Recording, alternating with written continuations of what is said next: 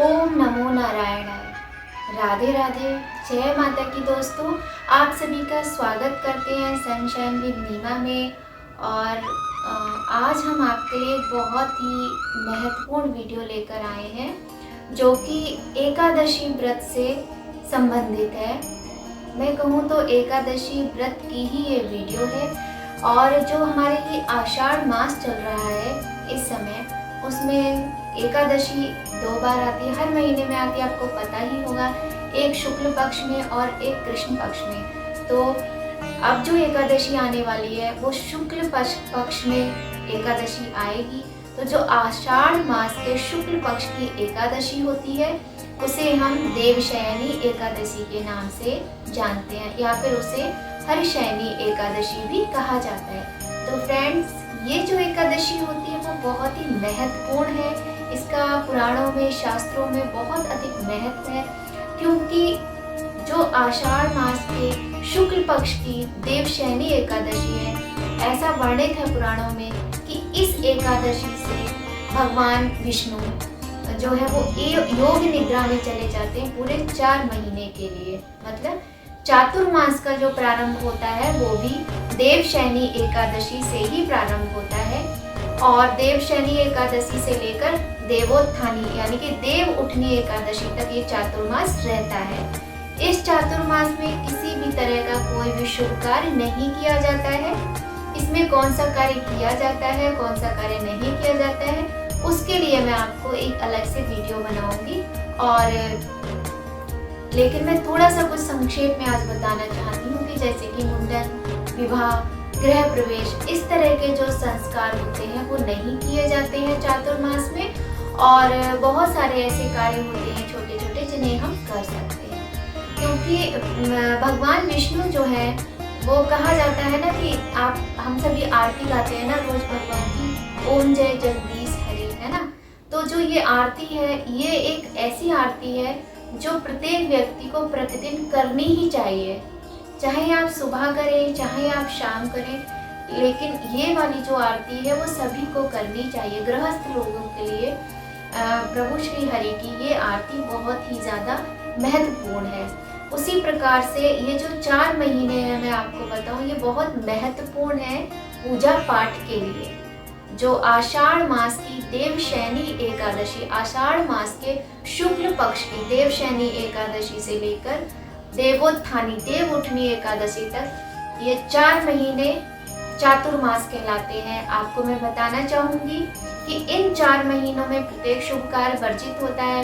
ऐसा कहते हैं, ऐसा शास्त्रों में, पुराणों में, रामायण में भी है कि इन 4 ये जब भगवान श्री राम जो है हमारे, वो सीता माता की खोज करने जब गए थे, तो जब वो वहाँ पर उन्हें पता चल गया था कि सीता मैया कहाँ पर है, और हनुमान जी के द्वारा वो सुग्रीव जी से मिले थे और सुग्रीव जी के पास थे वो, तो उन्होंने अपना जो ये मतलब उन्होंने एक पूरा वो कार्यक्रम बनाया था कि किस प्रकार से सीता माता को हमें लंका से लेकर आना है।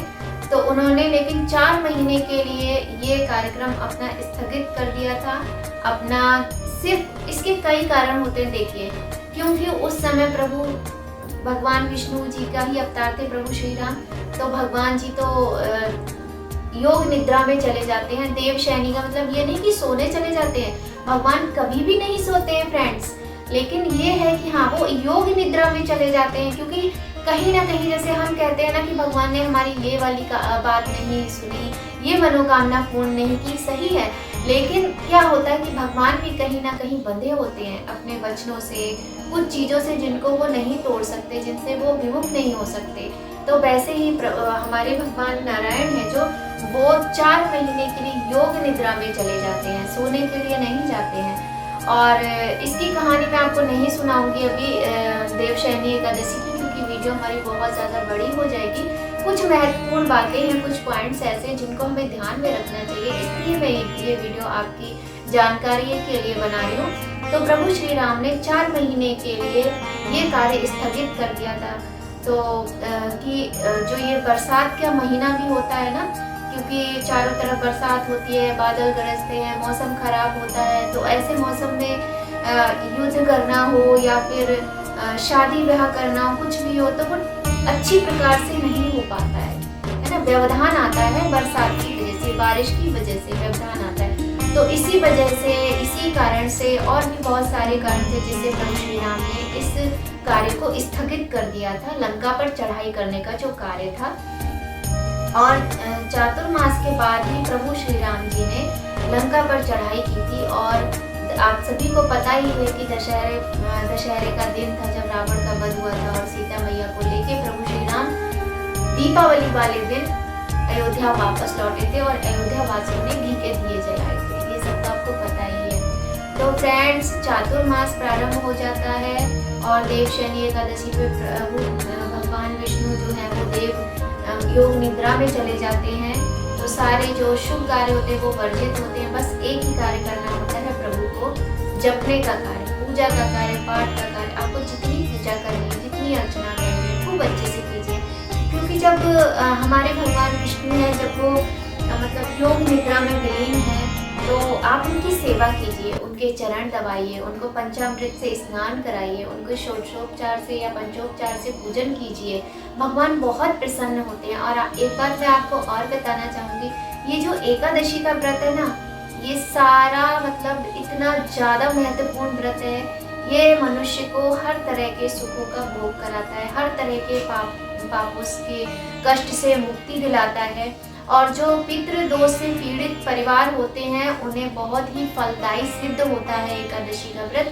तो एकादशी का व्रत हर परिवार में एक व्यक्ति को अवश्य ही करना चाहिए, बहुत ही उत्तम फलदायक होता है।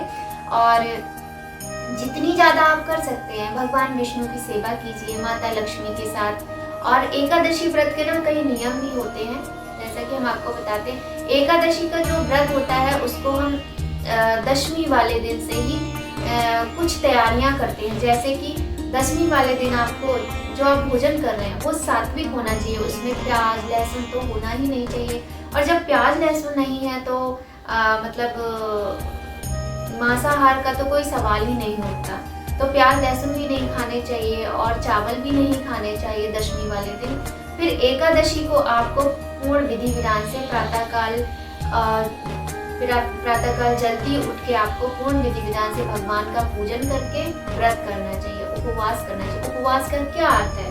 प्रभु के समीप वास करना, उपवास। इसीलिए जो हमारा व्रत होता है उसको हम उपवास कहते हैं। और प्रातःकाल शुद्ध जल से स्नान करके, चाहे तो उसमें गंगा जल भी आप मिला सकते हैं, और उससे स्नान करके स्वच्छ वस्त्र पहने, संभव हो सके तो पीले वस्त्रों को धारण करें। और पीले नहीं है तो आप श्वेत वस्त्र भी धारण कर सकते हैं, लाल रंग के वस्त्र भी धारण कर सकते हैं, गुलाबी रंग के कर सकते हैं, लेकिन काले और नीले रंगों का प्रयोग ना करें तो उत्तम होगा।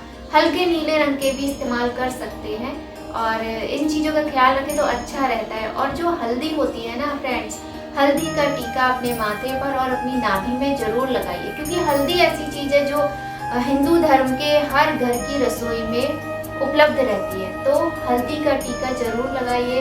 और अगर आपके पास केसर है फिर तो क्या बात है, मतलब केसर का तो जवाब ही नहीं है। तो केसर को आप गंगा जल में उसको थोड़ी सी घिस लीजिए, उसका टीका बनाइए, अपने लगाइए, अपने बच्चों के, बड़ों के, सबके लगाइए और नाभि में लगाइए। नाभि में लगाने के लिए मैं इसलिए बोलती हूँ क्योंकि नाभि से जो होता है वो हमारे जो ग्रहों का कनेक्शन होता है और मतलब नाभि ब्रह्म स्थान माना गया है। इस वजह से नाभि में लगाने से हमें बहुत ज़्यादा फल की प्राप्ति होती है, उत्तम फल की प्राप्ति होती है। तो इस तरीके से आप प्रातःकाल पूजा कीजिए। और हाँ, पुष्ट संकल्प कीजिए।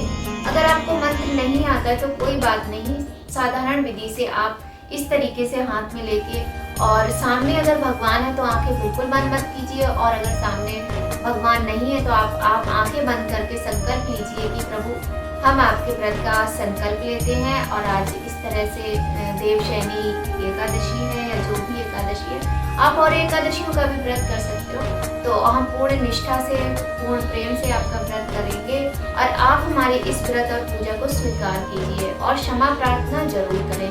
तो इस तरह से आप अपने व्रत का प्रारंभ करें और पूरे दिन निराहार नहीं रह सकते हैं तो आप फलाहार कर सकते हैं, फलाहार कीजिए। और शाम के समय आप पूटू सिंगाड़ा इस तरह का भोजन लें तो अति उत्तम है। और कुछ होता है कि हर कोई मीठा खा के व्रत नहीं रख पाता है, तो ऐसा कोई आवश्यक नहीं है। आप सेधात्मक व्रत में खाने वाले नमक का प्रयोग कर सकते हैं। हाँ, ओम नमो भगवते वासुदेवाय, श्री कृष्णाय और कृष्ण भगवान के जितने भी मंत्र हैं, या फिर आप गजेंद्र मोक्ष का पाठ कर सकते हैं। गजेंद्र मोक्ष का पाठ बहुत ही उत्तम फलदायक होता है। आप विष्णु सहस्त्र नाम का पाठ कर सकते हैं, बहुत ही सुंदर है विष्णु सहस्त्र नाम और बहुत ही फलदायी होता है। अगर आपको मैं एक टिप बताना चाहूँगी अपनी वीडियो में, अगर आपके एक्सीडेंट्स बहुत ज़्यादा हो रहे हैं तो आप प्रतिदिन विष्णु सहस्त्र नाम का पाठ कीजिए। मैं ये नहीं बताऊंगी कि इससे होता क्या है, आप खुद ही इस चीज को महसूस करेंगे कि प्रतिदिन विष्णु सहस्त्र नाम का पाठ करने से क्या फल मिलता है। और एक चीज जो बहुत ही ज्यादा महत्वपूर्ण है, इम्पोर्टेंट है, जिसका आपको ख्याल रखना है, वो क्या है, वो मैं हर वीडियो में अपनी बताती हूँ कि जिस दिन आपका उपवास है उस दिन आप किसी की भी निंदा, चुगली, बुराई, इस तरीके की मजाक उड़ाना, इस तरह की कोई भी पाप की बात ना करें। कौन कैसा है, क्या कर रहा है, हमें क्या फर्क पड़ता है, किसी का बुरा मत सोचिए। आप अगर अच्छा सोच रहे हैं, आप किसी का बुरा नहीं सोच रहे हैं ना, तो जो हमारे ईश्वर है ना, जो प्रभु नारायण है, वो स्वयं देख रहे हैं। सबको अपने कर्मों का फल मिलता है, किसी को इस जन्म में तो किसी को अगले जन्म में। तो व्रत वाले दिन, उपवास वाले दिन किसी की भी निंदा, चुगली, कुछ भी इस तरह का कोई कार्य नहीं करना चाहिए। पूर्ण निष्ठा से प्रभु की आराधना कीजिए, उपासना कीजिए, उपवास रखिए और चाहे तो आप माला जप सकते हैं, तुलसी की माला पे जाप कीजिए विष्णु भगवान के नाम का। सबसे सरल मंत्र होता है ओम नमो भगवते वासुदेवाय, सबसे सरल और सबसे सुंदर मंत्र है ये। उसके अलावा भी बहुत सारे मंत्र हैं, श्री कृष्णाय वासुदेवाय, हरे परमात्मने, प्रणता क्लेशनाशाय, गोविंदाय नमो नमः, ओम क्लीं कृष्णाय नमः। बहुत सारे ऐसे मंत्र हैं, तो बहुत ही सुंदर मंत्र हैं। आप प्रभु की सच्चे मन से आराधना कीजिए, उपासना कीजिए। और मैं आपको बताऊं, पूरे वर्ष में 24 एकादशियां पड़ती हैं, क्योंकि हिंदी महीने के हर महीने में 2 पक्ष होते हैं, एक कृष्ण पक्ष और शुक्ल पक्ष। पूर्णिमा तक, मतलब अमावस्या की बाद से जब पर्वा स्टार्ट होती है, उससे लेके पूर्णिमा तक जो पक्ष होता है उसे हम कहते हैं शुक्ल पक्ष, और अमावस्या तक जो पक्ष होता है उसे 15 दिन का, उसे हम कहते हैं कृष्ण पक्ष। तो ये जो है, ये शुक्ल पक्ष की एकादशी है। और मैं आपको बता ही चुकी हूँ कि चातुर्मास प्रारंभ हो रहा है, ये देवशयनी एकादशी है, प्रभु योग निद्रा में जाते हैं। तो अब यहाँ पर क्या है ना, आप इन 4 महीनों में जितनी भी पूजा, आराधना, उपासना या फिर हवन करते हैं भगवान नारायण का, और हाँ, लक्ष्मी माँ को मत भूलिए। नारायण के साथ तो लक्ष्मी माँ सदैव रहती हैं, तो लक्ष्मी नारायण का मिलाकर आप पूजा कीजिए। लक्ष्मी नारायण, माँ लक्ष्मी के बिना नारायण नहीं है और नारायण के बिना माँ लक्ष्मी नहीं है। तो आप उनकी बहुत ही मन से अच्छे से पूजा कीजिए। जितना भी सामग्री आपके पास उपलब्ध है आप उसमें ही कीजिए, ऐसा कुछ नहीं है। हाँ, अगर आप सक्षम है, आप कर सकते हैं तो आप कीजिए। फल, फूल, मेवा, हर चीज षोडशोपचार से आप पूजन कीजिए। नहीं कर सकते तो जो है उसी में प्रभु प्रसन्न होते हैं। अगर आपके पास केसर नहीं है तो चंदन का टीका लगाइए। जो स्त्रियां हैं, जो बहनें हैं, जो महिलाएं हैं, उनको चंदन मस्तक पर नहीं लगाना चाहिए, ऐसा कहा जाता है। लेकिन वो हल्दी का टीका लगा सकती हैं, केसर का टीका लगा सकते हैं, पर लगाना चाहिए। पीला रंग जो है ना, वो प्रभु को बहुत ही प्रिय होता है, तो पीला रंग आपसे टच होना चाहिए। जैसे वस्त्र आपके पीले रंग के हों, पीले रंग का टीका लगा लीजिए, पीले रंग का नाभि में टीका लगा लीजिए। और जो जेंट्स लोग हैं, अगर उनके पास कुछ भी नहीं है तो वो एक हैंकी रखें पीले रंग का, अच्छा रहता है। और बृहस्पतिवार की जो दिन का जो महत्व है वो तो मैं आपको पहले ही बता चुकी हूँ। अगर आपने मेरी वीडियो नहीं देखी है तो आप प्लीज़ सनशाइन विद नीमा में बृहस्पतिवार के महत्व की वीडियो ज़रूर देखें। बहुत ही उपयोगी सिद्ध होगी आपके लिए, बहुत काम आएगी आपके। आप मेरी इन टिप्स को अच्छे से ध्यान में रखकर किया कीजिए, फिर आप देखिए और महसूस कीजिए कि आपको कितना ज़्यादा परिवर्तन दिखाई देता है। लेकिन हाँ, आपको मेरी बात तो माननी ही पड़ेगी। थोड़े से नियम, ज़्यादा कठिन नियम नहीं होते हैं, भगवान ने इस तरीके के नियम ही नहीं बनाए, बस वो हमारी सोच है कि हमें मतलब क्या लगता है उस चीज़ को, हमें लगता है कि हमारे लिए टीवी देखना बहुत आसान है और टीवी ना देखना बहुत कठिन है, पूजा करना कठिन है, पर ऐसा नहीं होता है। आप जब टीवी देखते रहोगे ना, आपको अच्छा लगेगा, 6 महीने अच्छा लगेगा, 1 साल कंटिन्यू अच्छा लगेगा, बहुत अच्छा। जब आप बहुत ज़्यादा, मैं अति की बात कर रही हूँ, बहुत अच्छा लगेगा, फिर आपकी आंखों पे असर होगा, दिमाग पे असर होगा, काम धंधे पे असर होगा, नहीं आप टीवी या मोबाइल जो भी आप देखोगे, लेकिन आप वही रोज का, प्रतिदिन का 1 घंटा थोड़ा सा अपने आप पे कंट्रोल करके, थोड़ा सा अपने मन को पक्का बना के 1 घंटा पूजा में लगाओगे, 1 घंटा नहीं तो 10 मिनट लगाओगे ना, और प्रतिदिन आप जब करोगे तो आपको समझ में आएगा कि वो 10 मिनट आपके लिए उपयोगी हैं, और या फिर ये दिन भर टीवी मोबाइल में लगे रहना आपके लिए फलदायक सिद्ध हो रहा है, आपको खुद समझ में आ जाएगा। ईश्वर तो सब जगह है, बस पहचान आपको करनी है, करना आपको है। आप बस उनको याद कीजिए, सच्चे मन से प्रेम कीजिए, वो सदैव ही आपके सहायक होंगे। ऐसा नहीं है कि अब कभी कभी होता है ना कि हम कुछ भी करते हैं, दुख जाता ही नहीं है, सुख आता ही नहीं, लेकिन जब हम भगवान को याद करते हैं ना, जब हम भगवान का साथ करते हैं, जब हम भगवान के साथ मतलब अपने आप को महसूस करते हैं कि नहीं भगवान हमारे साथ हैं, तो कहीं ना कहीं भगवान हमारा साथ दे रहे होते हैं। और भगवान हमारा साथ दे रहे होते हैं, इसीलिए हम अपनी परिस्थितियों से निपट पाते हैं, है ना। वरना पता नहीं कितनी कितनी मुसीबतें, किस किस तरह की परेशानियां आती हैं, तो भगवान हमारी कहीं ना कहीं किसी न किसी रूप में जरूर सहायता करते हैं। बस उसको देखने के लिए, समझने के लिए वो मन चाहिए, वो आंखें चाहिए। भगवान अपने भक्तों को कभी भी निराश नहीं करते हैं। तो मेरे प्यारे भाई बहनों, बहुत ही सुंदर, बहुत ही उत्तम, बहुत ही फलदायक ये एकादशी का व्रत है, इसे अवश्य करना चाहिए। यदि आप बृहस्पतिवार का व्रत करते हैं तो एक ही व्रत ठीक है, और उसका उद्यापन करके आप एकादशी का व्रत कर सकते हैं। और यदि आप एकादशी का व्रत करते हैं तो बहुत ही उत्तम है। भगवान नारायण के ही व्रत हैं, आप कोई भी व्रत कर सकते हैं। और एकादशी जो है, मैंने आपको बताया कि दशमी से ही आपको थोड़ा सा सात्विक भोजन, सात्विक आहार लेना चाहिए। और ये तो आप गांठ बांध के लिख लीजिए कि किसी भी व्रत में, मतलब हर व्रत में आपको ब्रह्मचर्य का पालन करना ही है। दूसरी चीज, जब द्वादशी आती है, जैसे इस बार एकादशी 10 जुलाई की है, 10 जुलाई दिन रविवार, बहुत ही सुंदर योग है। आपको मैं बताऊं, सूर्य नारायण भगवान जो है वो मतलब एकादशी में आप समझिए कि एक तरफ सूर्य भगवान है, एक तरफ विष्णु भगवान की एकादशी है, तो दोनों जब मिल जाते हैं तो वो अति उत्तम योग बन जाता है। बहुत ही सुंदर एकादशी का ये व्रत है, बहुत ही सुंदर योग है। रविवार को एकादशी का व्रत है। एकादशी जो है वो 9 जुलाई से प्रारंभ हो जाएगी, लेकिन शाम को 4:39 से प्रारंभ हो रही है, और ये रहेगी 10 जुलाई को, 10 जुलाई तक रहेगी। तो हम इसको 10 जुलाई में इस व्रत को मानेंगे, क्योंकि उदया तिथि है। हिंदुओं के धर्म के अनुसार जो व्रत माने जाते हैं वो सूर्य देवता की उदया तिथि में माने जाते हैं। जब सूर्य उदय हो रहे होते हैं उस समय जो तिथि होती है उस वही मान्य होती है। यदि चंद्र देवता का कोई व्रत है तो उसका महत्व अलग हो जाता है। बाकी जितने भी व्रत हैं सारे उदया तिथि के ही माने जाते हैं। तो 10 जुलाई को एकादशी का व्रत है, देवशैनी एकादशी है।